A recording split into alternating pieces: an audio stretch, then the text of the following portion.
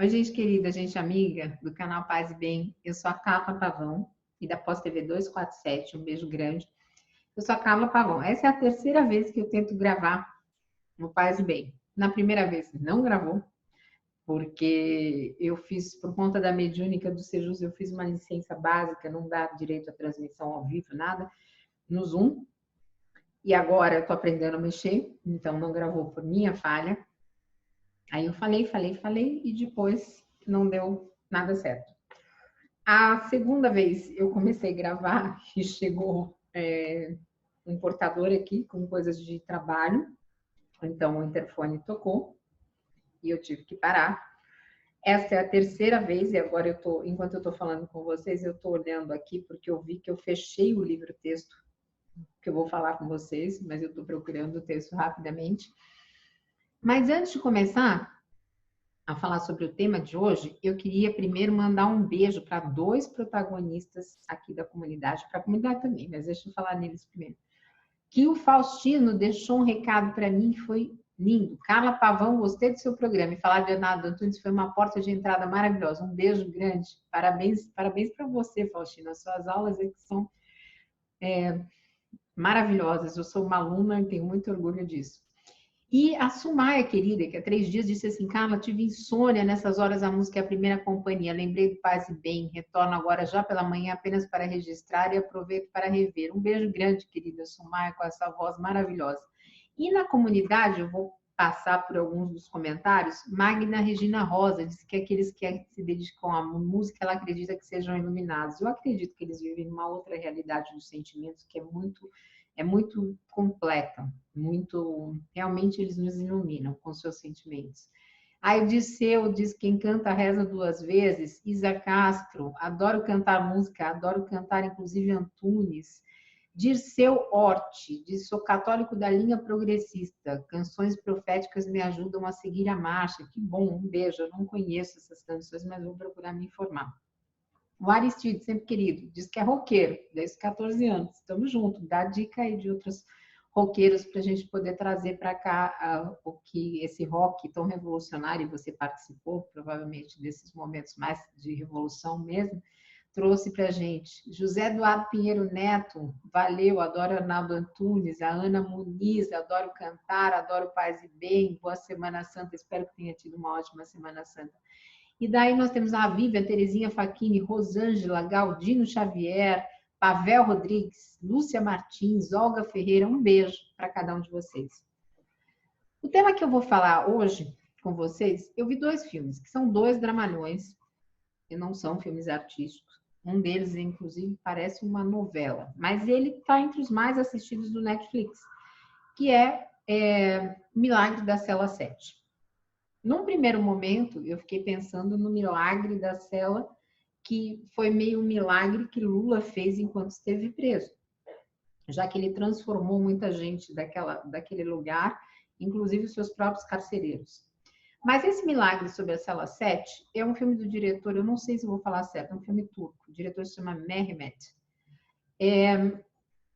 E o que acontece é que é de uma pessoa que tem deficiência intelectual, mas tem uma filha que se chama Ova, que é uma criança. E essa filha vai passar por muitos sofrimentos. E o nome do rapaz que tem deficiência intelectual é Memo.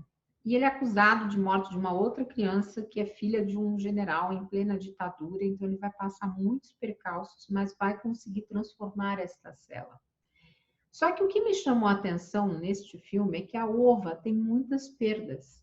E uma das vezes que ela conversa com a avó sobre a questão da morte, ela vai querer saber mais ou menos o que é isso, porque a mãe dela tinha ido morar no céu. E a avó vai dizer para ela, não, eu te asseguro que eu vou ficar aqui até você crescer. Só que ela não cumpre isso. E a Ova, quando chega perto da professora e a professora vai dar a notícia da morte súbita da avó, ela vai dizer, mas ela prometeu ficar comigo até eu crescer.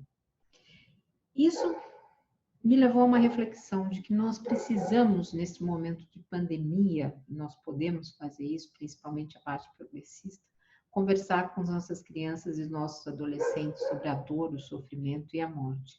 E eu vou trazer um texto para a gente conversar sobre isso. O segundo filme ele vai lidar, mas é isso, entre adultos que não tiveram esta educação para a morte, a tanatologia, ele vai lidar com um pai que perde uma filha. Isso chama beleza colateral. E aí ele passa a escrever cartas anônimas para a morte, para o tempo e para o amor. E ele pensa que o amor não existe mais. E na figura de atores, ele vai ter o diálogo através desses bilhetes dele com esses 3 personagens, que vai ser o quê? Vai ser o ponto para que ele saia daquela depressão que já dura anos. Ele era um publicitário bem-sucedido e que ele não conseguia fazer mais nada da vida dele. Então, os críticos detestam esses 2 filmes, mas aí tem um exercício importante da tanatologia, por isso que eu trouxe hoje aqui. Porque se esse é um canal de espiritualidade plural, nós podemos conversar coletivamente sobre essas questões de morte, de doença. E é necessário nesse momento em que a humanidade toda vive isso. Então, eu trouxe um texto aqui da Arte de Morrer, essa é uma trilogia, esse é o livro, acho que 2. Não sei se eu vou conseguir falar o nome dele direito, ele é um professor, ele chama Przemysław Grybowski, acho que é isso. Enfim, quem souber falar, deixa aí foneticamente como é que a gente fala isso. Ele é doutor em Ciências Humanas pela Faculdade de Educação Intercultural na Universidade de Białystok, na Polônia. E tem uma graduação imensa. Então, ele vai começar dizendo o seguinte, ele vai citar William Clark, e ele vai dizer o seguinte: tentar compreender o significado de um universo infinito e continuamente em expansão levou a um enorme abismo no entendimento humano. À beira do abismo, observamos ansiosamente com os nossos telescópios em meio a névoas do desconhecido. Se voltarmos a outra direção, se olharmos para dentro e se com uma sucessão de microscópios infinitamente mais poderosos rastrearmos o processo da morte até os níveis individuais das células, dentro das moléculas e átomos de que são compostas, chegaremos mais uma vez a um abismo enevoado, aquele que separa o fenômeno que chamamos de vida do universo físico, frio e indiferente. E veremos, através de nosso microscópio, uma figura que ansiosamente nos observa por um telescópio. A morte nos põe em um círculo completo. E desse texto, que é um texto bastante extenso, eu selecionei a questão que nós começamos a conversar, que é sobre as nossas crianças e adolescentes em um momento de pandemia. Se nós estamos falando com eles o suficientemente para que eles entendam esse processo. Outro dia, eu não me lembro quem foi a atriz ou cantora que nas redes sociais disse que os filhos viam sobre a pandemia do Covid-19, estavam aflitos e com problemas de sono. E também isso me sensibilizou de uma forma que eu fui buscar esse material para nós conversarmos. E aqui ele vai dizer o seguinte, o autor: doença, sofrimento e morte são percebidos de maneiras diferentes por crianças pequenas, adolescentes, pessoas maduras e aqueles já em fase debilitada da vida. Mas alguns programas são destinados já em outros países a começar a entender a tanatologia desde os berçários, passando pelas diversas escolas educacionais em níveis diferentes educacionais, até as universidades para a terceira idade. Porque é importante informar as crianças sobre doenças, sobre a distinção entre doenças. E é muito importante também informar sobre os cuidados com a pessoa doente.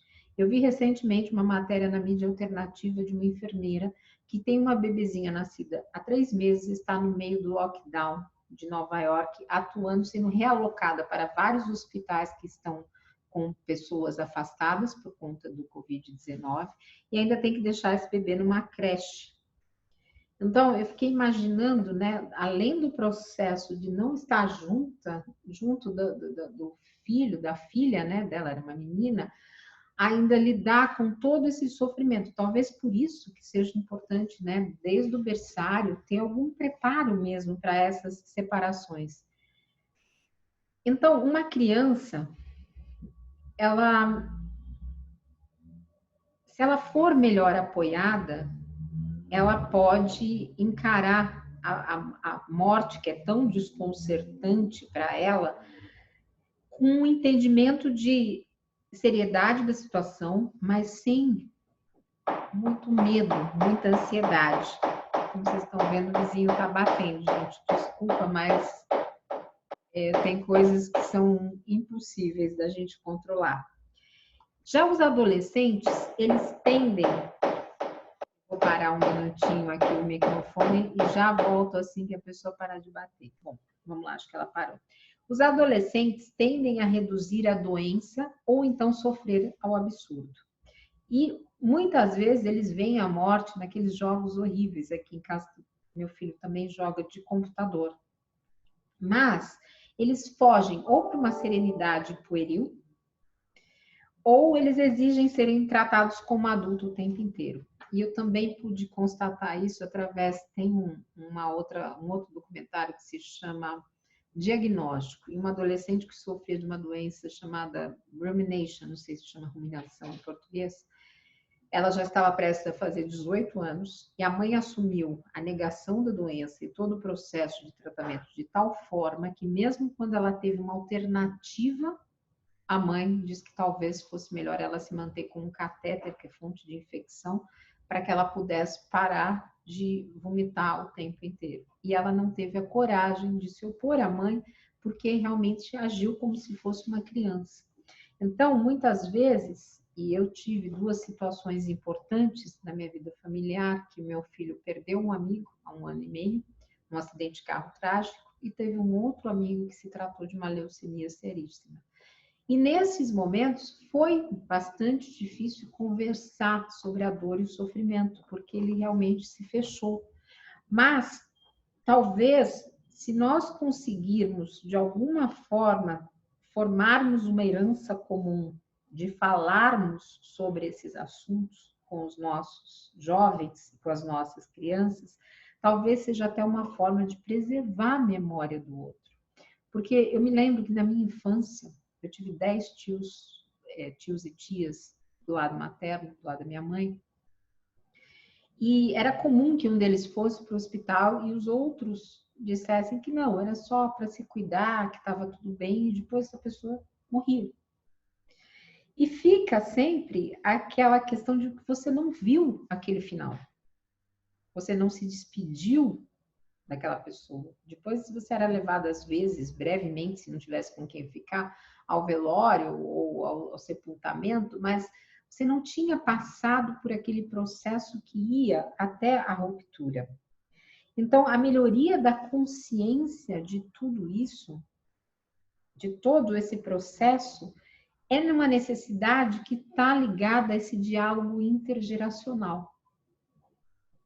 Numa família.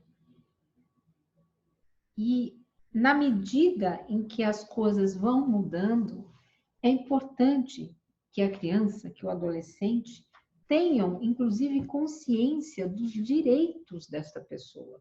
E quais seriam esses direitos? Então, eu vou me basear aqui no artigo, de novo, desse professor polonês, que diz o seguinte: o direito de ser tratado como uma pessoa viva, independente se a questão, se a pessoa está no final, se ela está com Covid, se ela não tem mais recuperação, ela tem esse direito.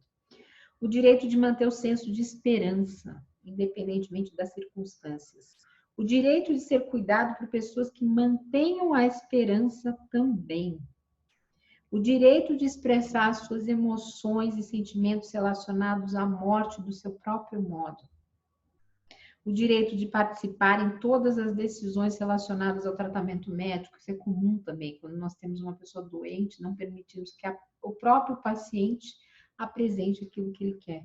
O direito de ser cuidado por alguém que seja competente, tenha compaixão, sensibilidade, que faça esforços para entender suas necessidades individuais.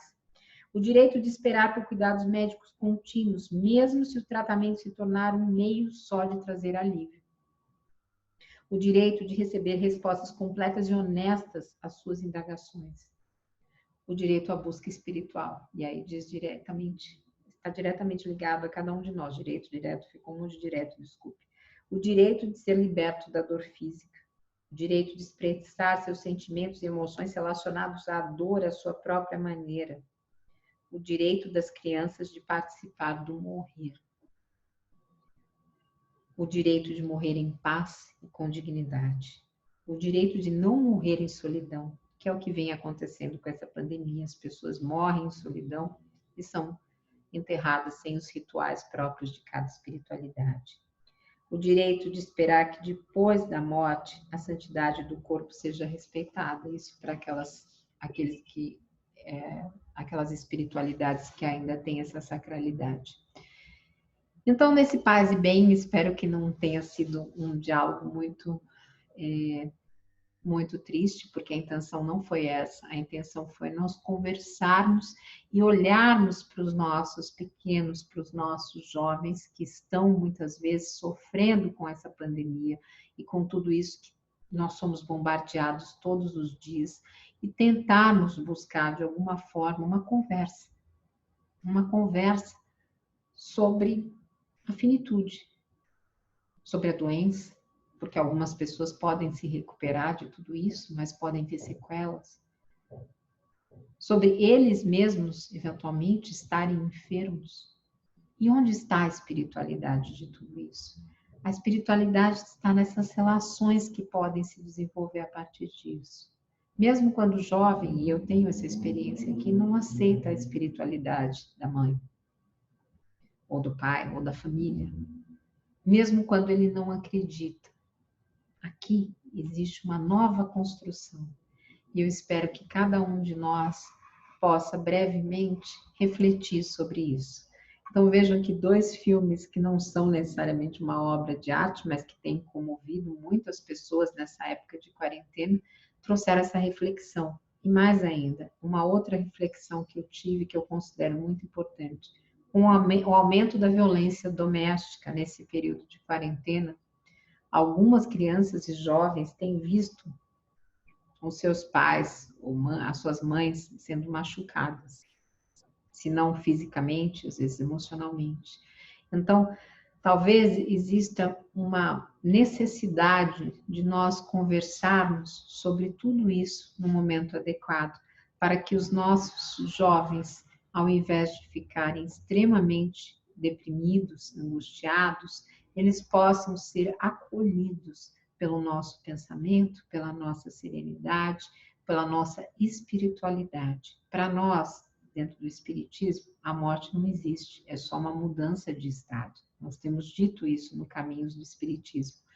Mas é importante que nós saibamos que o jovem nem sempre vai encarar assim. A criança muitas vezes não entende isso. Então essa conversa pode ser bastante amiga, pode ser a conversa daquele abraço que muitas vezes hoje nós estamos impedidos de dar. E para os avós que estão separados dos netos, no meu caso, sou tia de 3, talvez essa conversa possa se dar por um vídeo, né? Por um aplicativo, mas que ela se faça presente. Um beijo grande em cada um de vocês. Lembrando que hoje tem Caminhos do Espiritismo, nós vamos começar a estudar, nós vamos estudar um novo livro agora, que se chama O Céu e o Inferno, ou A Justiça Divina segundo o Espiritismo.